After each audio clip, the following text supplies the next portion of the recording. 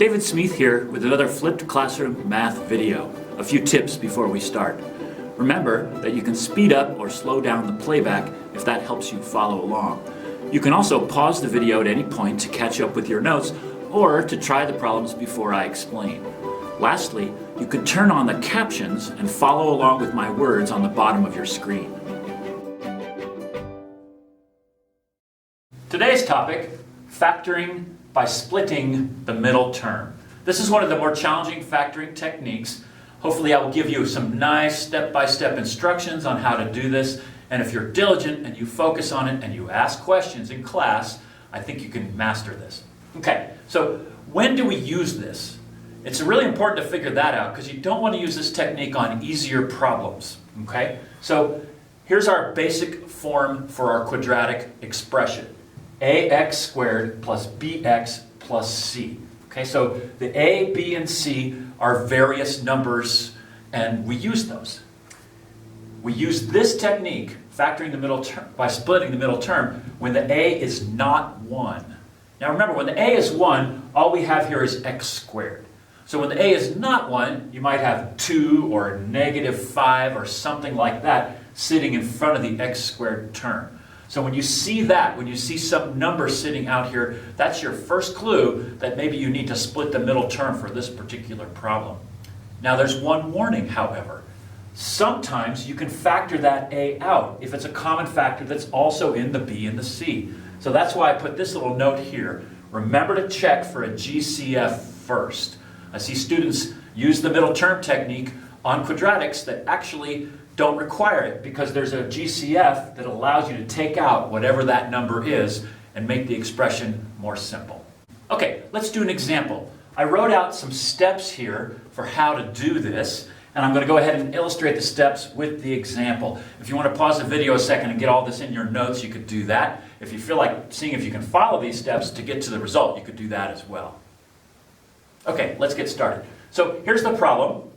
8x squared plus 22x plus 15. Now we notice that a is definitely not equal to 1, a is 8. And, just to check, there's no GCF in all of these that I could factor out. There's certainly not an 8 and 22, nor is there an 8 and 15. So I can't get this away. So I'm stuck here with splitting the middle term. Okay, so your first step is to find AC. Remember, we're dealing with a quadratic that's ax squared plus bx plus c. So you have to remember your placeholders for your a, your b, and your c. So in this case, my a is 8, my b is 22, and my c is 15. So AC is going to be 8 times 15, which is 120, and that's AC. So this is the first step. Just find your AC. Multiply the first and the last terms together and write down that result. So AC is 120. Okay. Now we need to find two factors of AC that add up to the middle term. So what I mean by two factors is two numbers that multiply together to get AC. In this case, 120. And so what I like to do is I like to write my number that I'm looking for my factors for, and then start playing around. Let's see, 2 times 60. That works, right? That's 120. Now can I add these together and get my middle term, which is 22? No, I can't do that. So let's try maybe 4 times something. 4 times 30. Maybe getting closer, but still, they don't add to 22. Okay, so let's try another one. Let's try 10 times 12. Now I skipped some of the factors that I could have tried because I was thinking in my head, I need to add up to 22. How can I get that? And my brain latched onto, well, 10 times 12 is 120, and 10 plus 12 equals 22. So these are my two factors. For some students, this step is the hardest step to do. So if you don't see it, just keep playing around with all the different ways you can divide into 120 evenly. Write those factors down, and suddenly you'll get to one that works. Okay. So now I have my two factors of AC that add up to B. So we finished this step. Now this step is where we actually split the middle term. So we're going to take this expression, here's the first term, 8x squared. Now I have a 22x, I'm going to split it into 12x plus 10x and bring down my last. So I didn't change this expression. It's still the same 1. If I wanted to combine my like terms, these two would go back to being 22x. But I split it apart so I can do this next step. Factor the pairs. Remember, we did a lesson with factoring expressions with 4 terms. This is why we did that. So we could take a look at these 2 pairs and factor out a GCF. So let's do that. What is in both of these? I see I've got a 4x in both of them. So 4x times, what's left? 2x plus 3 there. That gets me back to that one. What's my common factor there? Just a 5 plus 5 times 2x plus 3. Now notice, the term in the parentheses is the same in both spots. So that's a confirmation that we did this correctly. Now we're just finishing up, again, with that same technique we did when we factored 4 terms. We're going to bring these 2 down. 4x plus 5 times what's in the parentheses? 2x plus 3. And we're finished. Okay, let's do a couple examples. Feel free to pause the video at any point and try to work the problem by yourself. Okay, so let's take a look at this one. First step, can I factor out a GCF to get rid of the 3 in front of the x? Nope, can't do it. There's no 3 in there and certainly not in a 2. Okay, so we're done with that step. So now we want to find out what our AC is. AC equals 3 times 2, which is 6. So now we need 2 numbers that multiply to 6 and add up to 7. Okay, this one's pretty straightforward. That's 1 and 6, because 1 times 6 equals 6, and 1 plus 6 equals 7. So we have our numbers, 1 and 6. So 1 and 6 is what we're going to use to split this middle term. 3x squared plus 6x plus x plus 2. Now, I put the 6x first because I know I can get a 3 out of both of these terms. Okay, so that's why I did it that way. So now let's factor the pairs. I have a 3x in both of these, so that's 3x times x plus 2. Now, I just have an x plus 2 out here. What can I factor out of that? Remember, you can always factor out a 1. So this becomes plus 1 times x plus 2. Okay? Now, you can see how we're getting close to the end. These 2 terms are the same, so we know we're on the right track. Now I just bring these 2 down. 3x plus 1 times x plus 2. And we're done. Okay, so go ahead, if you want, pause the video and see if you can work that one. The number's a little bigger, but the same process that we just did. Okay, let's see how you did. My AC, that's 6 times 10, which is 60. So now I need 2 factors of 60 that add up to 19. So let's do this a little bit more slowly. 60, I know 1 times 60 is never going to add up to 19, but let's just keep trying. 2 times 30, can I get 19 out of that? No. How about 3 times 20? Can I get 19 out of that? No. How about 4 times 15? Can I get 19 out of that? I can. So notice how I'm just going up my numbers gradually with all the numbers that divide evenly into 60. And I got it with 4 times 15. I might have had to go further if I had a different middle term, but in this case I did not. Okay, so now I'm going to split my middle term using these 2. So I get 6x squared. I'm going to pick the 15x first because there's a common factor in 6 and 15 that I like. Then bring my 4x down. So here's 19x. I split it into these 2 terms. And then finally my plus 10 at the end. Now I've got one of those 4-term expressions to factor. So let's factor it out. I got a 3x times 2x plus 5. And now my common factor there is just a 2. So that's 2 times 2x plus 5.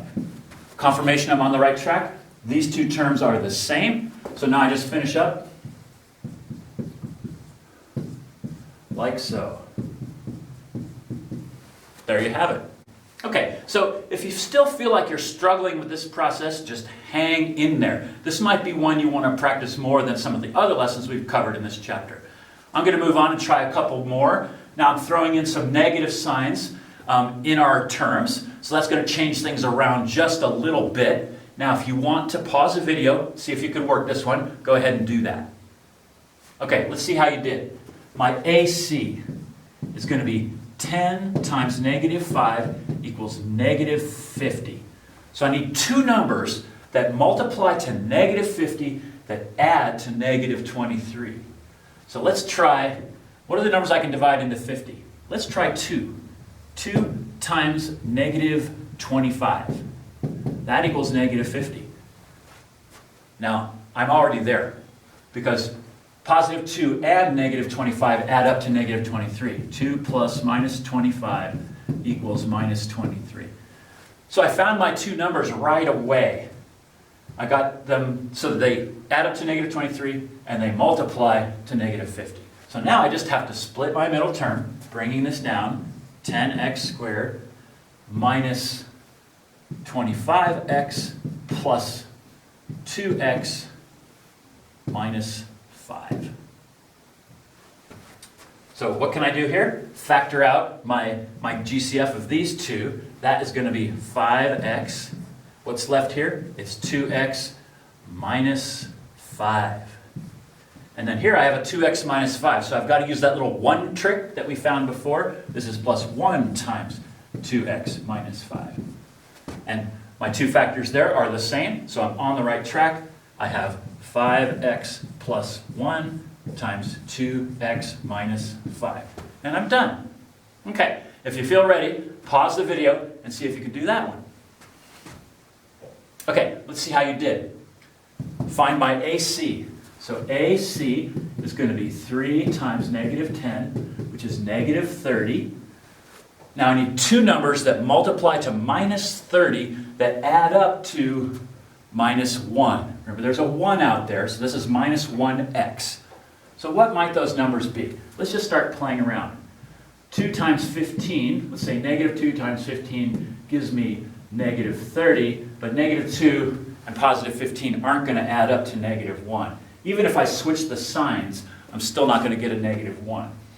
So let's try 3 times negative 10. That's negative 30. But positive 3 and negative 10 makes negative 7. So that's not going to help. So let's try something else. How about 6 and 5? Let's try negative 6 times 5. So negative 6 times 5 is negative 30, and negative 6 plus 5 is negative 1. So these are my two factors to split the middle term.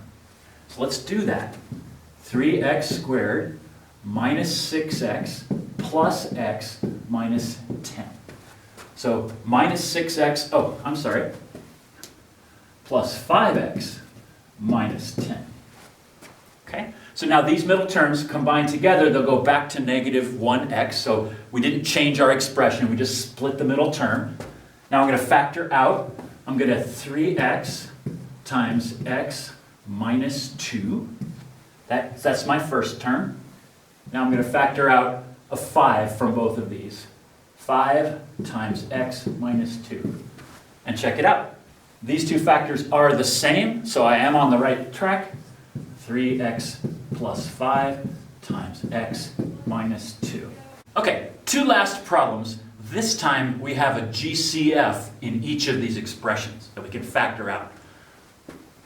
Notice how with 12, minus 8, or minus 10 and minus 8, I can factor something out of all three of these terms. What might that be?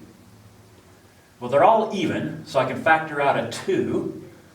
There is a 4 in these two, but there's no 4 in here, so I can't take out a 4. In fact, if you think about this, 2 is really all you can take out. So we're going to go 2 times 6x squared minus 5x minus 4. So I haven't changed this expression, I just factored out a GCF. There's my 2. Now I'm going to do my split the middle term.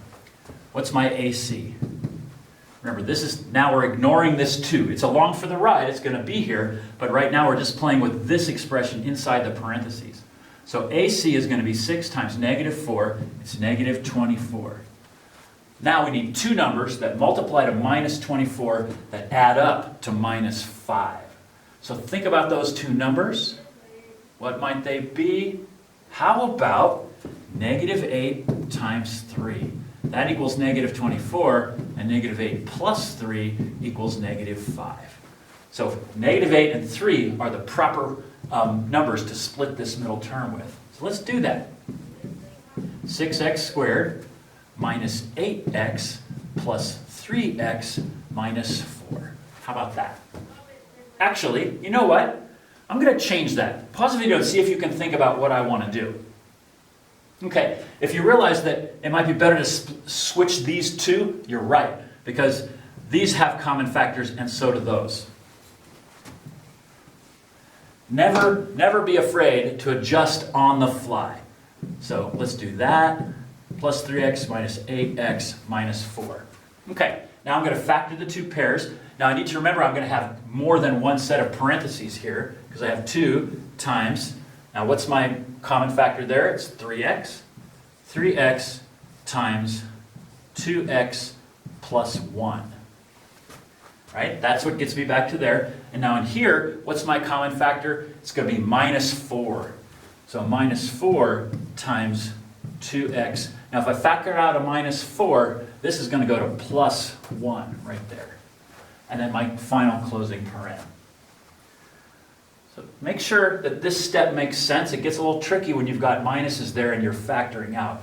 I took out a negative 4, so that negative is right here. That means these two terms go positive. Because when I do distributive property and multiply back, I'm going to wind up again with negative 8x minus 4. Okay, so now we're at our last step. Bring my 2 down. I have one final set of parentheses. Actually, I don't need this big bracket out here. I can just do 3x minus 4 times 2x plus 1. And I'm done. Okay? So to review, I pulled out a common factor first. In this case, it was just a 2. And then I treated what was left just like we've been doing all of these problems. Boom, boom, boom, to the solution. And that 2 just rode along on the outside. It's important. Don't just stop carrying it along because it's part of this problem. Okay, pause the video and give that one a try. Okay, so what's my common factor here? Well, they all end in 0. So there's a 10 in all of these. In fact, I don't think there's anything else that's common. Well, there's a 5, but you want to get out the greatest common factor. So let's take out that 10. It's going to be 10 times 3x squared plus 5x minus 2. Now that made this expression much, much more simple. Can you imagine calculating your AC by multiplying 30 times negative 20? That's a ginormous number. It would work, but it's a pain to do that. Okay, so let's do this. What's our AC? 3 times negative 2. That's negative 6. Now how can I multiply to negative 6 but add up to positive 5? That would be 6 times negative 1. That's negative 6. 6 plus negative 1 is 5. So that's a pretty simple split. Let's carry this out. Bring my 10 down. Now my parens, 3x squared plus 6x minus x minus 2. So I put the 6x next to here because I've got some nice common factors. So let's continue. 10 times 3, whoops, it's not that way. It's 10 times 3x times x plus 2.